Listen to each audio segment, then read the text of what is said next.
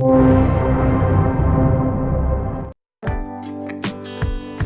সকালে সমুদ্রের পাড়ে গিয়ে পাখির চোখ দিয়ে এই মন্দারমণির সমুদ্র সৈকতের কিছু ছবি তুলেছিলাম, তাই সেটা আপনাদের সাথে শেয়ার করলাম।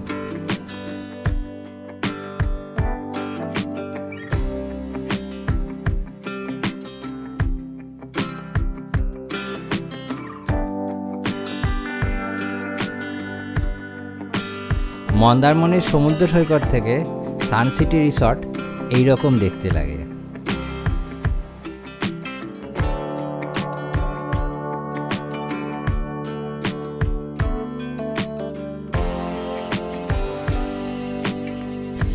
আর এই হচ্ছে সানসিটি রিসর্টের সামনে দাঁড়িয়ে মন্দারমণির সমুদ্র সৈকত।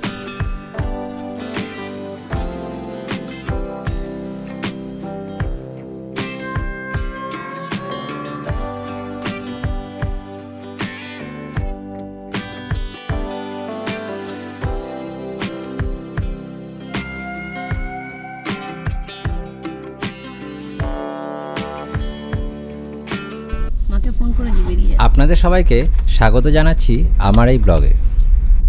আজ আমরা মন্দারমণি থেকে দীঘা হয়ে কলকাতায় ফিরব।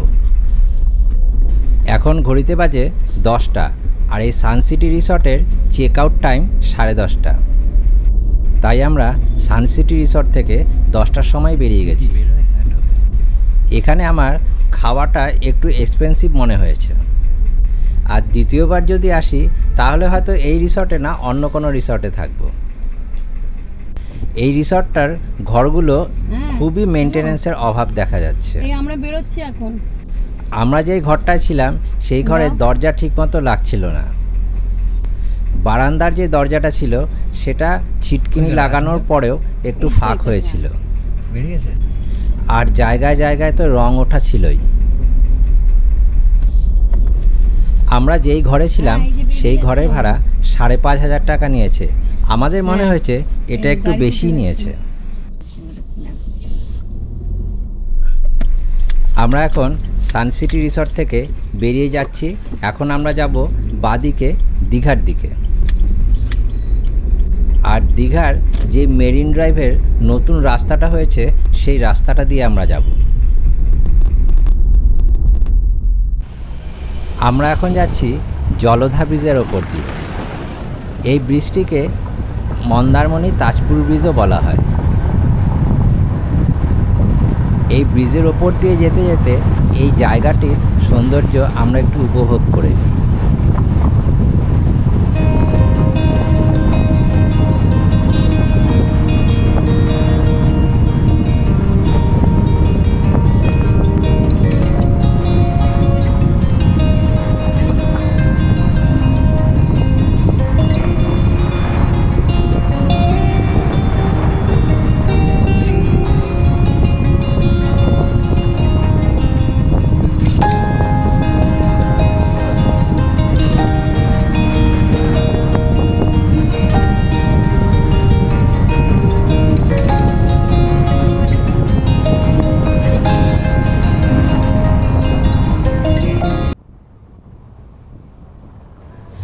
আমরা এখন চলে এসেছি তাজপুর সি বিচ রোডে। সমুদ্রের পাশ দিয়ে এই রাস্তাটা 4 কিলোমিটার পর্যন্ত গেছে, আর পুরোটাই এই রাস্তাটার একদিকে সমুদ্র, আরেকদিকে নানা হোটেল বা ঘরবাড়ি আছে। আর এই রাস্তা দিয়ে চালাতে বা গাড়িতে বসে সমুদ্র দেখতে দারুণ লাগে। আপনারা যদি মন্দারমণি থেকে দীঘায় যান অথবা দীঘা থেকে মন্দারমণি আসেন তাহলে এই রাস্তাটা অবশ্যই আপনাদের যাওয়ার লিস্টের মধ্যে রাখবেন। চলুন আমার সাথে আপনারাও এই রাস্তার সৌন্দর্যটা উপভোগ করুন।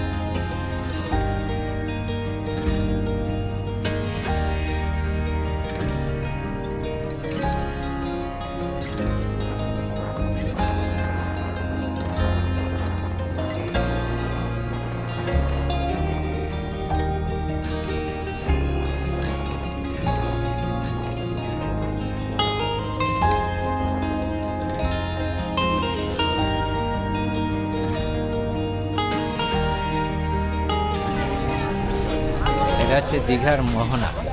ইলিশ মাছ, কাঁকড়া আমি জানি না। আমরা এখন চলে এসেছি দীঘার মোহনায়।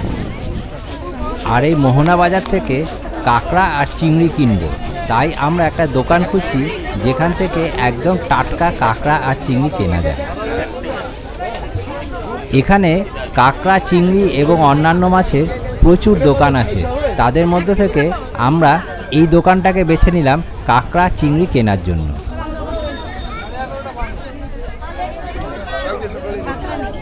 এখানে সামনের পাত্রগুলিতে নানান সাইজের কাঁকড়া এবং চিংড়ি রাখা আছে।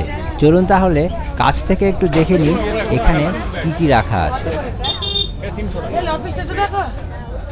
ওগুলো কি বড়?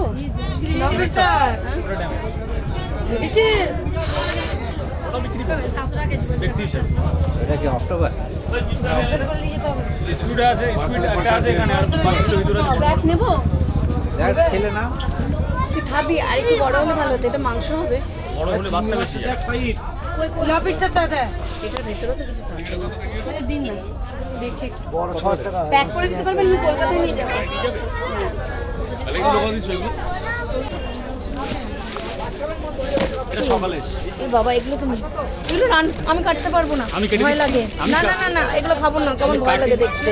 কাটিয়ে দিচ্ছি আমি। নর্মাল চিংড়ি নেই। বাবু কেটে দেবে। কত করে এগুলো? এটা 1100 টাকা।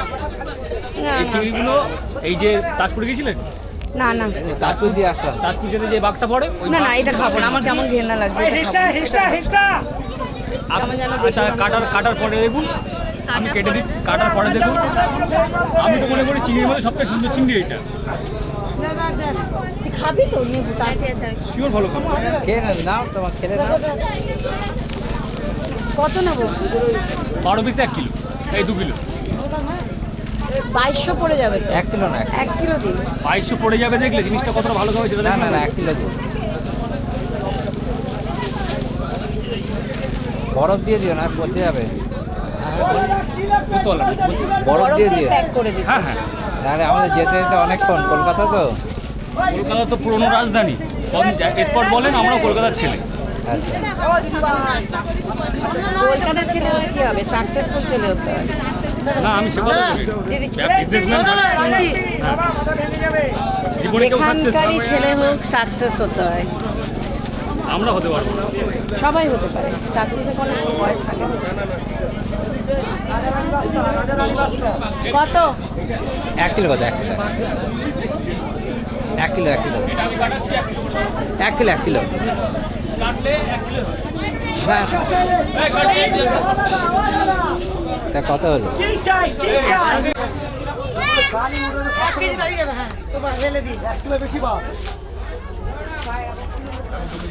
এগুলো মুন্ডুগুলোই বড় বড় হয়।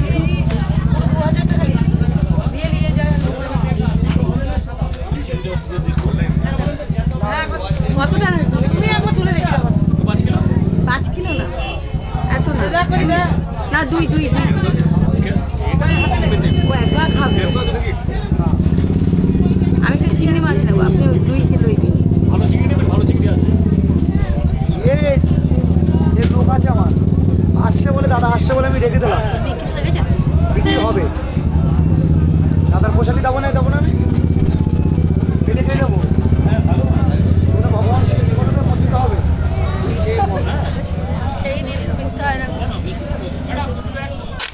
আমাদের চিংড়ি আর কাঁকড়াগুলো আমরা এইভাবে বরফ দিয়ে প্যাকিং করে নিচ্ছিলাম। এই প্যাকিং চার্জ কিন্তু আলাদা, এখানে বরফ কেজি দরে কিনতে হয় আর এই বাক্সগুলোকেও কিনতে হয়। এরপর আমরা এই বাজার ঘুরে যাচ্ছিলাম সমুদ্রের দিকে, তাই রাস্তায় যে বাজারটা পড়ছিল সে বাজারটা আপনাদেরকে দেখাচ্ছি। এই বাজারে প্রচুর মাছের দোকান আছে, তবে একটু দেখে কিনতে হয় যে কোন দোকানে টাটকা কাঁকড়া বা চিংড়ি বা মাছ পাওয়া যায়।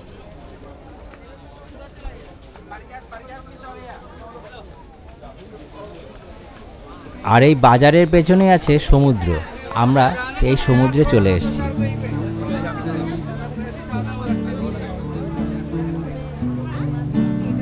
এই সমুদ্রটা হচ্ছে দীঘার মোহনার সমুদ্র। আমি এইখান দিয়ে একটু নিচে নেমে যাওয়ার চেষ্টা করছি, কারণ সমুদ্রটাকে একটু কাছের থেকে দেখব। আমার পেছন দিকে বাজার, আমি বাজার ফেলে এসে এখন সমুদ্রের পাড়ে এসেছি। এইখানে সমুদ্র পাড়ে বসার জায়গা করা আছে। বিকেলবেলায় এইখান থেকে সূর্যাস্ত খুবই সুন্দর লাগে। চলুন আমরা একটু এগিয়ে যাই আর এই জায়গাটাকে একটু দেখে নিই, কত সুন্দর এই জায়গাটা।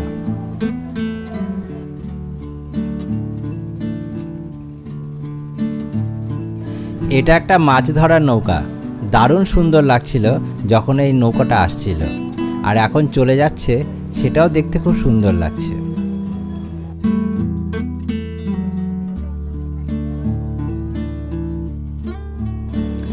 আমরা এখন একটা বসার জায়গা খুঁজছি, যেখানে বসে আমরা এই জায়গাটার সৌন্দর্য আরও ভালোভাবে উপভোগ করতে পারবো।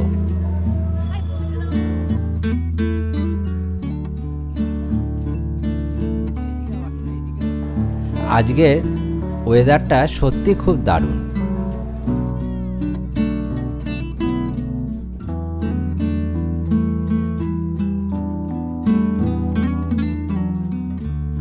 এই দিকটা মোহনা হওয়ার জন্য এইদিকে কিন্তু ঢেউ খুবই কম।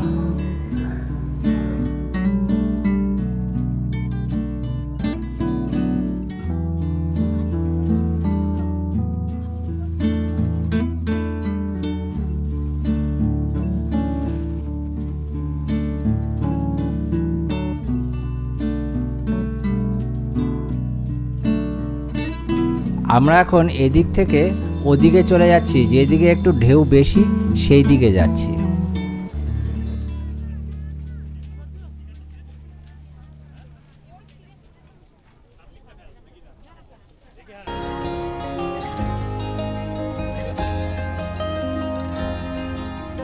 এই যে এইখান থেকে পরিষ্কার দুটো ডিভাইডার দেখা যাচ্ছে।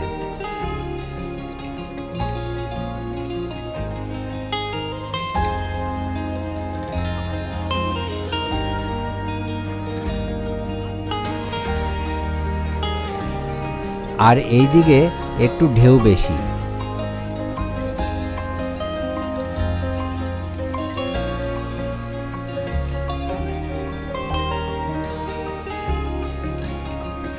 এদিকে বেশ কিছুক্ষণ দাঁড়িয়ে এই সমুদ্রটাকে উপভোগ করলাম।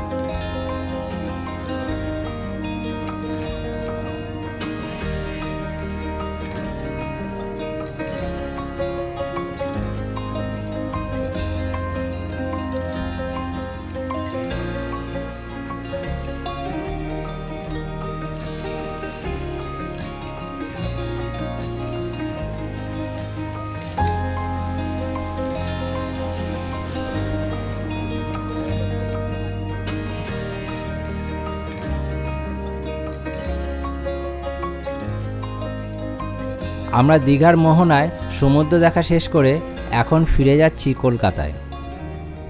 তাই ফিরে আসছি আরেকটা নতুন ব্লগ নিয়ে, তাই দেখতে থাকবেন আমার এই চ্যানেলটি।